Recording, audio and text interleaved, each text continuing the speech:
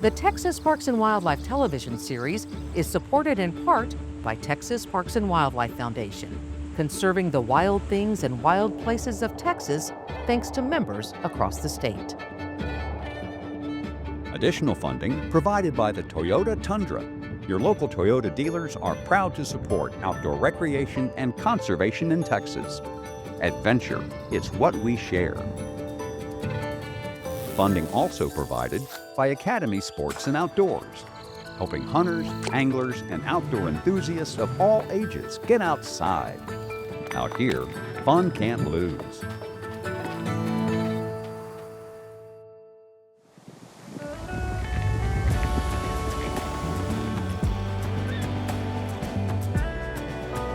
Coming up on Texas Parks and Wildlife. See somebody. Hey, we got eels. We've spent a lot of years studying these guys, but there's still a lot that we don't know. We go hunting together. You got it? The outdoors is a big part of our life. That is pretty. I think people are surprised at the quality, the flavor. These are premium oysters grown here in Texas.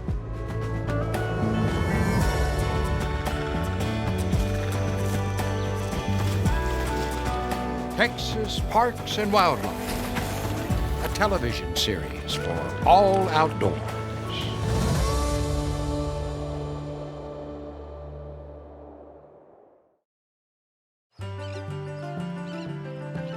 On the Texas coast, in this bayou, where fresh water meets the salty sea, scientists have set a trap.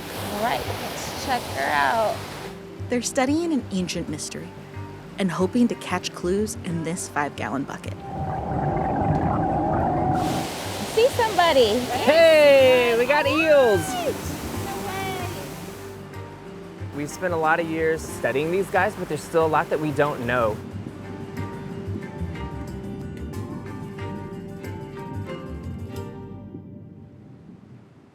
We are on Lynn Bayou in Port Lavaca, and we have an eel ramp deployed to sample for juvenile American eels.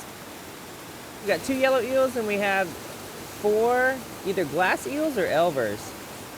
We've been trying to better understand when these juveniles move into our water here in Texas. So these right here are your yellow eels.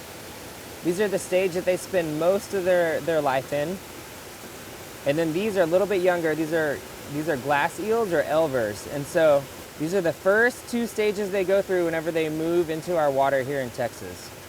Yeah, this species is incredible. They obviously have a really cool life history. I mean, these little guys have swam thousands of miles to be here. Eel life is thought to begin near the Bermuda Triangle in the Sargasso Sea.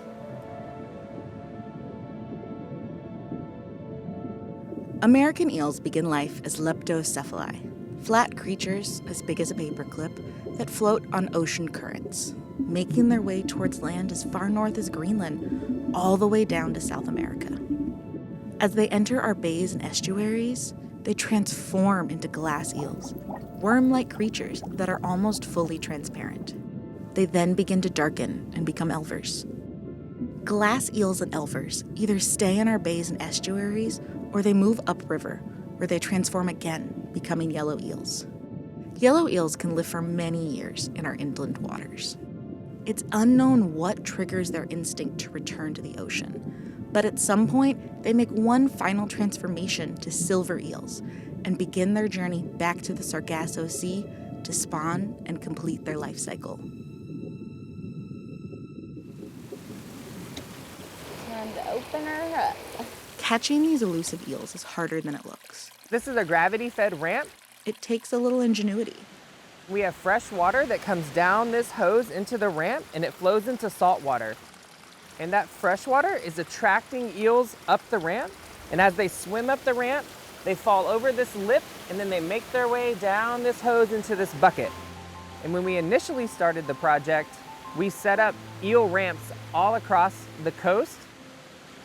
And we collected our very first glass eels in January of 2023. And to say that we were excited is an understatement because people were just extremely thrilled to finally collect glass eels. So those are the first glass eels that have been documented in Texas. Over on the Colorado River, another eel research team is keeping the project going.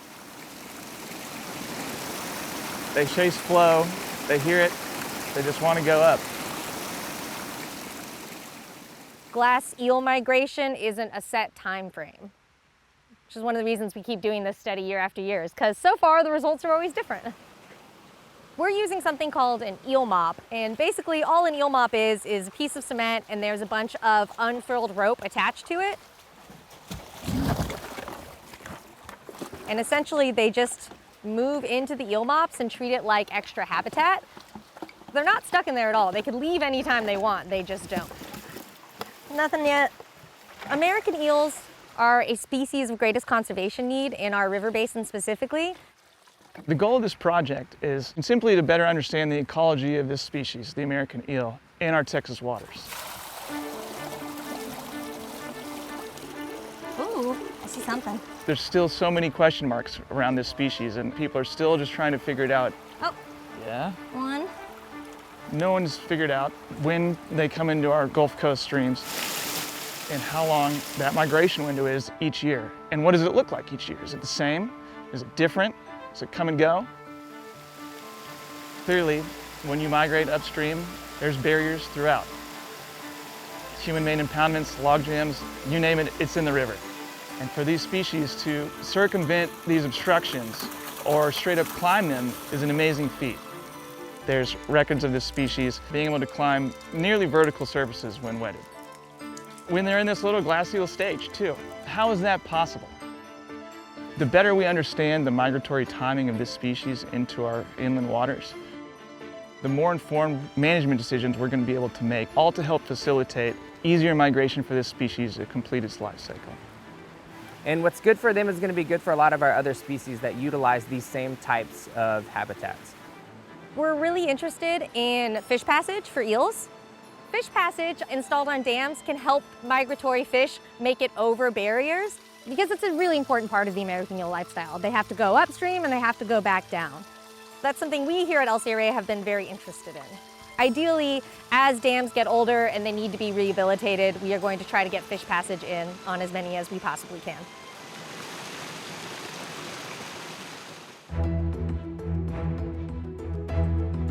The future of the American eel is as mystifying as its journey to Texas waters.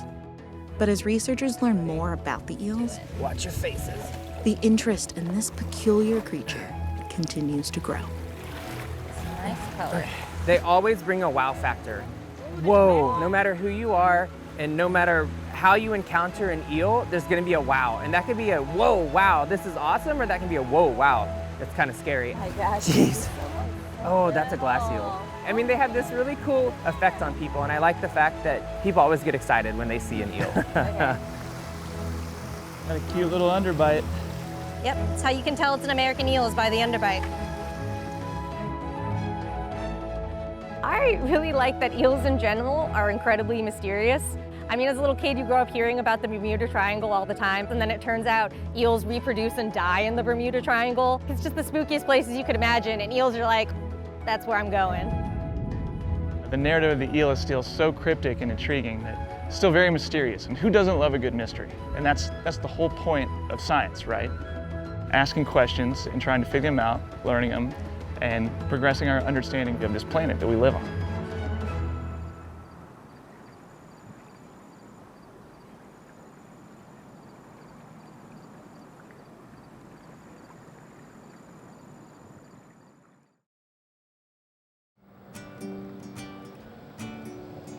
Our family, my wife, myself, my two kids, we live an extremely busy life. All right, kiddos, you gotta go. Gotta go, gotta go, gotta go. Maddie and Everly, they both play almost every sport that you can imagine. This weekend, we're extremely busy. Maddie, you got your cell phone? Yes. You got your water bottle? Yes. Our life is just go, go, go. Ready to rock and roll? Yeah. But regardless of how active and busy we are, we make sure that we spend a lot of time in the outdoors. Good job, aim for those gloves. So we're really looking forward to the dove hunt and hunting season, and it really slows everything down for us. Rain or shine, it's gonna be a nice stress-free getaway.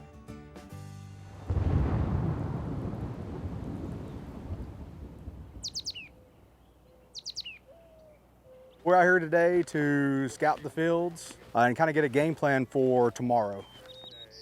We had some rain today. The fields, they're soft, but they don't seem unmanageable. Hey, Mark. Hey, Mr. Bracknell. Good to see y'all. Good to see you. So where you been seeing any at? I've been seeing most of them on that side of the creek. This field over here is so thick this year. We don't usually see this in this field, but it's so wet. This is called snow on the prairie, which makes a seed that birds love. So any of this snow on the prairie, that's where your birds are gonna be. The white flowers are so pretty. Those are so pretty. Yeah. And that butterfly right there, look at it. Butterfly!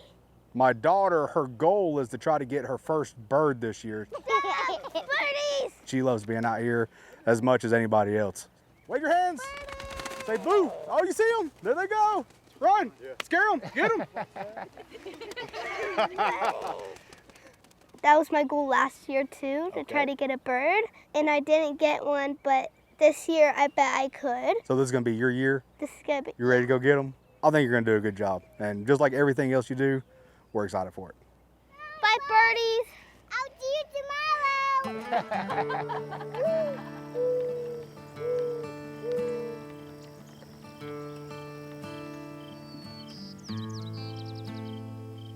It's so beautiful out there right now.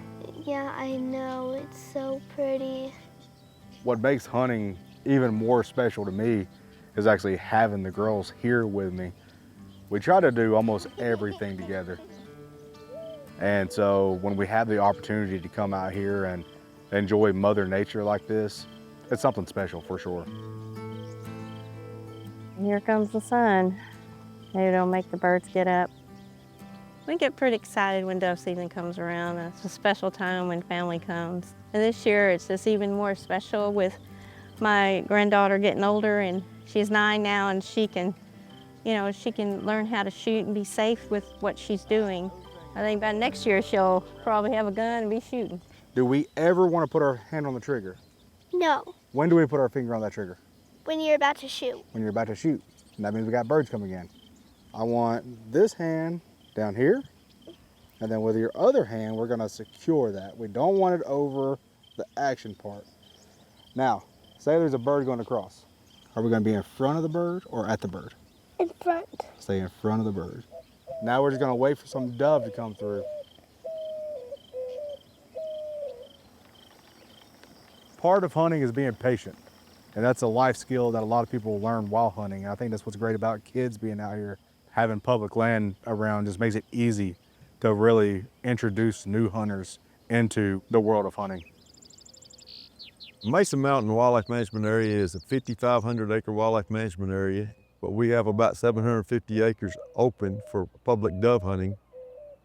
Public hunting offers an inexpensive way to get outside, to experience hunting. That's why I think it's important that we offer that. And we manage our dove hunting fields by planting native sunflowers. Gosh, these look good this year. Native sunflowers are some of the best seeds for migratory birds, so that helps our dove hunting a lot. Oh yeah, made good seed. Here's a mourning dove that just sat down in a harvester ant mound. The harvester ants are known as harvester ants because they harvest seed. Dove can come and pick up the seed the ants have all brought back. Pretty neat to see. You can see what he was eating right here. Let's see if we can identify some cotton top seeds. I see some arista seed. I see 1 or 2 little pieces of sunflower seeds. So the ants have brought all these to their mound, and then the dove can come in, and this is like a little food dish for the dove. You ready to go set up? I'm excited. I love to see the dove hunters come out. You see families come out, and you see 2 or 3 generations at times. And you see parents and their kids, and a lot of times, like the Bracknells, you see parents, kids, and their grandkids come out. It's a great way to introduce kids to the outdoors, and I love to see them come out. I said, we're ready now. We just like this place because it's beautiful, relaxing, peaceful time. What I like about it is you get to enjoy the moment. Yeah. Are there many days you get to look up at the sky and it's so blue? It is beautiful right now. I can tell you this, even if we don't shoot a dove, we're still happy to be out here. Yeah. David, I think you got one coming in. Right at you. Come on, come on, come on, come on, come on. Dang. It's okay, Daddy, it was close. Whew. It's exciting though. Oh, shoot. Dead center. Good job. Oh, that's a nice one. Good shot. Good job, Grandma. Here they're coming in. Ooh, we got one. Gotcha. You got it? Let's go. That's your bird right there. There we go. That is pretty. It's so special. Got it with my mad dog. Maddie, she's my lucky charm. You're a true outdoor girl. Down low, up high, boom. All right, you Found ready? it. Found it, elbow it. Here you go. Get you a bird. There you go. That's a pretty one. I told you you was a good bird dog. Cute. Sound like Maddie's having fun. That's what it's all about. And push, push, push, push, push. Perfect.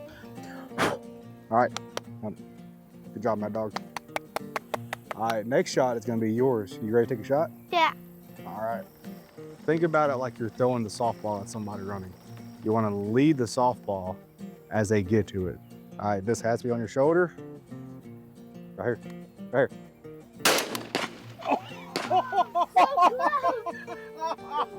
You almost had it.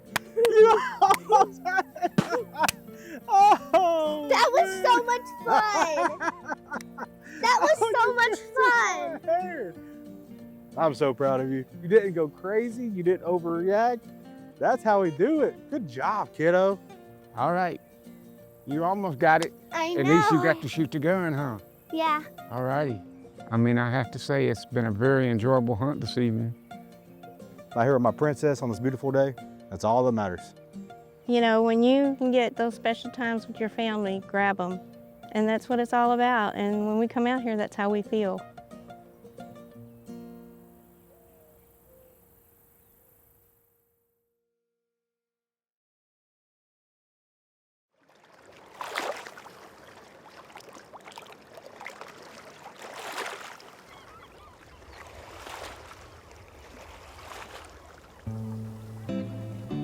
Copano Bay, I think, is really interesting. It was named after the Copane tribe of the Karankawa people. They were big oyster eaters themselves. We've had a long history here of oyster-loving people. My name is Amy Belair. My husband, Seth, and I own Big Tree Oyster Company in Rockport, Texas. We have grown up on the water, spent a lot of our careers on the water, and are really thrilled to be running an oyster farm now in our hometown in Copano Bay. Cultivated oyster mariculture is one of the most sustainable forms of food production in the world. It's a really exciting thing for us to be part of, especially as people who care deeply about the coast and want to see oysters continue to be part of our ecosystem and our community, our culture, our economy.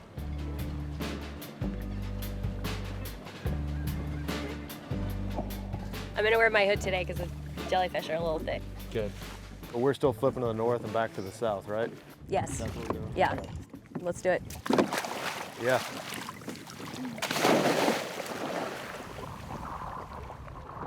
Flipping the cages is an important step. When we do that, the oysters are actually out of the water, so it's sort of mimicking a natural and ideal tide situation for them. Any predators that are in the cages will fall out, any algae or barnacles, it'll kind of get some of that back.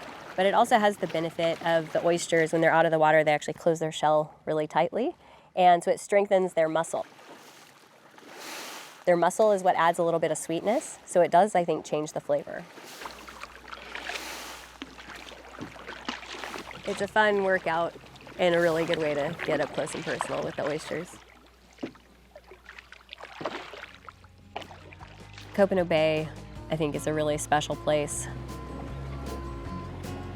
A lot of what motivates me and Seth too is this is something that benefits a bay and a place that we care about so much. Even if you don't eat oysters, this is a really exciting development for Texas because these farms take pressure off of wild reefs, which are declining worldwide, including in Texas. And these farms are filtering water in the bay. Millions of gallons a day these oysters are just filtering as part of their feeding process.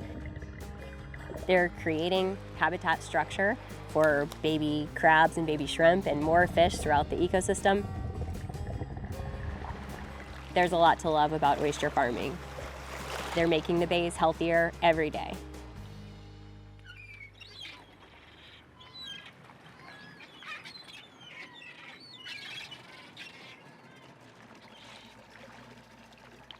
Physically, it is very difficult. I'm guessing some of those bags are 60 to 75 pounds. So, you know, when we load up a line, that's 13 cages times 6. You know, you've moved 5,000 or 6,000 pounds of oysters.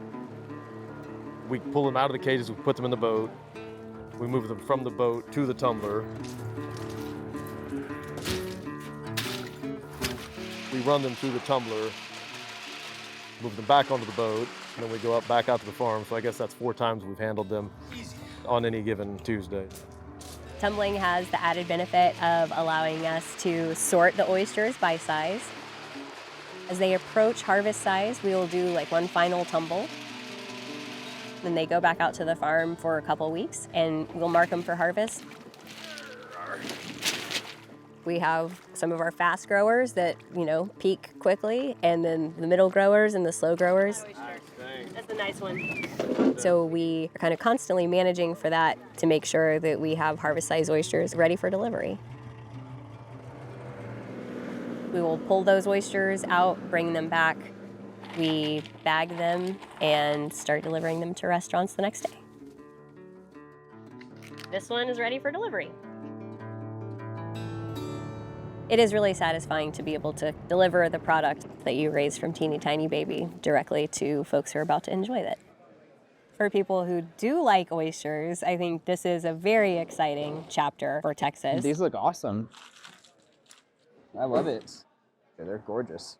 Here at Southerly, we decided to go all in on Texas oysters because, you know, it's this fantastic product that at the time no one knew about. Some of the things that we're really proud of is supporting our community around us, and this was a new community that we really wanted to support. Hot, coming through. The product that they were providing was like, blew us out of the water. Oh man, that's awesome. One of the people who are really like pushing into it is Daniel Wingler. He's thrown his own festival. It's the Texas Indie Oyster Fest in Austin, and it's awesome. It's about good quality food, local food. It's about environment. We are here to celebrate oyster farmers. We've got some of our best chef friends expressing their art using the Texas oyster as their canvas. All right, beautiful. Thank y'all very much.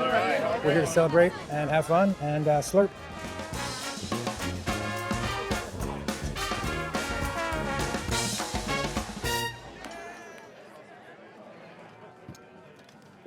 So I wanted to create an event that was spotlighting Texas chefs, Texas farms, and community members to lift up that Texas oyster farmer, to make them feel loved, respected, and to give them a chance, you know, to tell their story and share their amazing food. The crowd is really starting to pick up. It's going to be a great day. Great day for Texas oysters. The oysters speak for themselves, and then when the chef puts their little kiss on it, right, it's even better.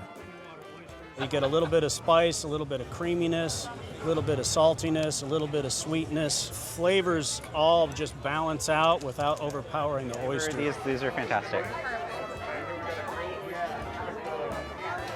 Yeah. Beautiful oyster. Same quality that you get out of the Prince Edward Island, but we can grow it in a quarter of the time. You know, and that's the beautiful thing about that's coming out of the Texas Gulf. We're changing minds one shuck at a time, and we're having fun doing it.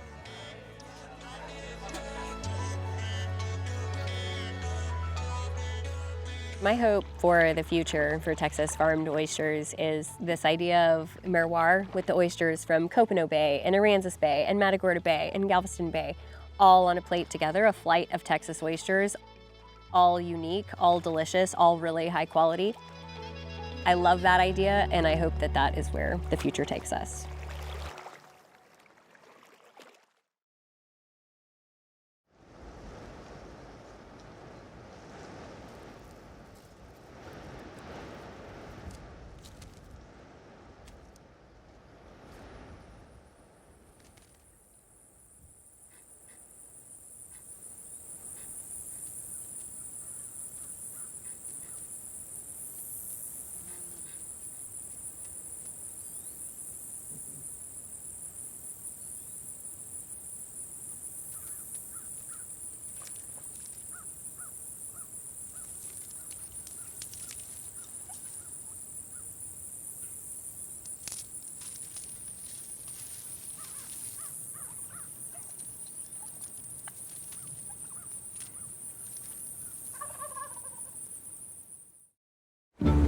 The Texas Parks and Wildlife television series is supported in part by Texas Parks and Wildlife Foundation, conserving the wild things and wild places of Texas thanks to members across the state. Additional funding provided by the Toyota Tundra. Your local Toyota dealers are proud to support outdoor recreation and conservation in Texas. Adventure, it's what we share. Funding also provided by Academy Sports and Outdoors, helping hunters, anglers, and outdoor enthusiasts of all ages get outside. Out here, fun can't lose.